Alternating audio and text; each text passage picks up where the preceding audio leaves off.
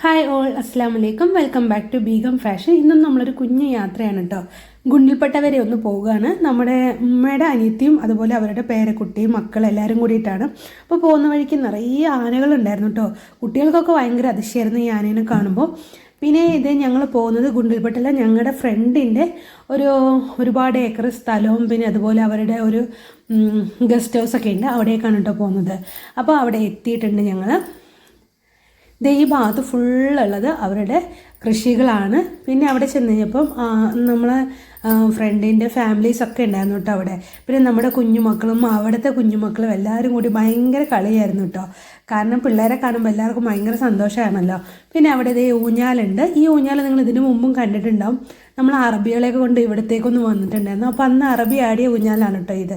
അപ്പോൾ പിള്ളേരൊക്കെ ഊഞ്ഞാലിന് വേണ്ടി തിക്കും തിരക്കായി. അതുവരെ വെറുതെ കിടക്കുന്ന ഊഞ്ഞാലായിരുന്നു. പക്ഷെ നമ്മളെ കണ്ടു കഴിഞ്ഞപ്പോൾ പിള്ളേരൊക്കെ ഭയങ്കരമായിട്ട് ഹാപ്പി ആയിട്ട് ഊഞ്ഞാലൊക്കെ ആടിക്കൊണ്ടിരിക്കുകയാണ് കേട്ടോ. പിന്നെ ഇതാണ് നമ്മുടെ കുഞ്ഞു മാവ. അവളാണെങ്കിൽ അവിടെ നിന്ന് പേരയ്ക്കൊക്കെ കഴിച്ചുകൊണ്ടിരിക്കുകയാണ്.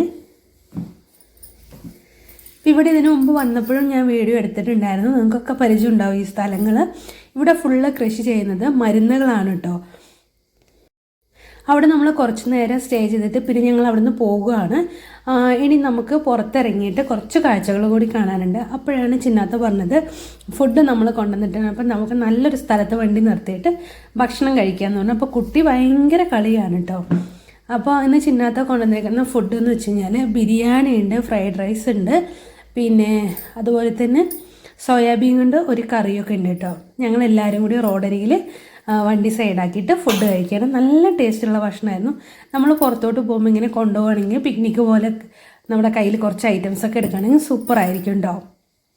അപ്പോഴേക്കും എൻ്റെ ചെറിയ മാമനൊക്കെ വന്നിട്ടുണ്ടായിരുന്നു. അങ്ങനെ ഞങ്ങൾ ഫുഡൊക്കെ കഴിച്ചതേ നമ്മുടെ അടിപൊളി പാടത്തോട്ടേക്ക് ഇറങ്ങിയിട്ടോ. സൂര്യകാന്തി നല്ലോണം പൂവിട്ട് നിൽക്കുന്നുണ്ട്. അപ്പോൾ അതുപോലെ കുഞ്ഞു കുഞ്ഞു കുറേ പൂക്കളുകളൊക്കെ ഉണ്ട് കേട്ടോ. അപ്പോൾ ഇവിടെ നിന്ന് ഞാൻ ഇതിനു മുമ്പ് ഒരു വീഡിയോ എടുത്തിട്ടുണ്ടായിരുന്നു. നിങ്ങൾ കണ്ടിട്ടുണ്ടാവും. ഇൻസ്റ്റാഗ്രാമിൽ അത് നല്ല വൈറലായിരുന്നു. അങ്ങനെ ഞങ്ങൾ തിരിച്ചു പോവുകയാണ്. പോകുമ്പോൾ കുറേ കാട്ടുപോത്തുകളൊക്കെ ഉണ്ട്. അപ്പോൾ ഇന്നത്തെ വീഡിയോ ഇത്രേ ഉള്ളൂ. ഇഷ്ടപ്പെട്ടാൽ ലൈക്ക് ചെയ്യാനും ഷെയർ ചെയ്യാനും കമൻറ്റ് ചെയ്യാനും മറക്കരുത്. ബൈ.